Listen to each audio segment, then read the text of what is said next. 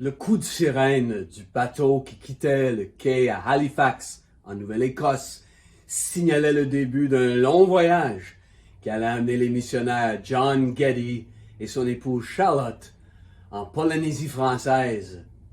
Ils allaient œuvrer pour le Seigneur sur la petite île d'Anetium, qui aujourd'hui fait partie de Vanuatu.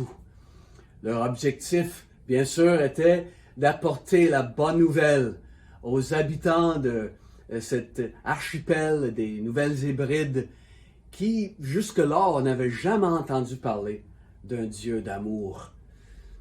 La beauté idyllique de ce paradis sur terre cachait un côté sombre et sinistre de la vie dans plusieurs communautés. En Polynésie française, on retrouvait cannibalisme, sacrifice humain, meurtre, traîtrise, débauche. Ça faisait partie du quotidien sur ces îles. La vengeance était glorifiée. Il n'existait même pas un mot dans le vocabulaire pour traduire le pardon. L'infanticide était commun. La vengeance était glorifiée. Et le meurtre des veuves était une pratique très répandue. Quand un homme mourait, sa femme était immédiatement étranglée afin que son esprit puisse accompagner celui de son époux dans l'au-delà. Et tout enfant du couple qui n'était pas encore en mesure de prendre soin de lui-même était voué au même sort que sa mère. John Geddy avait anticipé que la tâche serait difficile. Dans ses adieux avant le départ du bateau de Halifax, en ce 30 novembre 1846, Geddy avait déclaré « En accord avec le commandement du Rédempteur et assuré de sa présence, nous nous lançons vers ces terres où Satan a établi son royaume des ténèbres.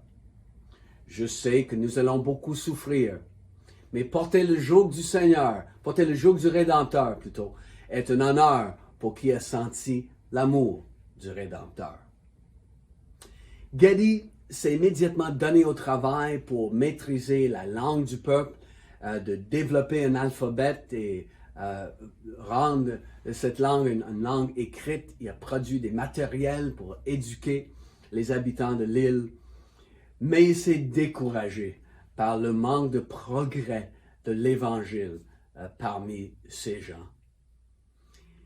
Tout à coup, les choses ont changé. En 1851, 4 ans après leur arrivée. 4 ans de difficultés, 4 ans où lui et sa famille s'étaient fait attaquer, ont beaucoup souffert. Mais en 1851, plusieurs chefs de tribus se sont donnés au Seigneur. Et là, tout à coup, des églises bourgeonnaient partout, des églises étaient remplies.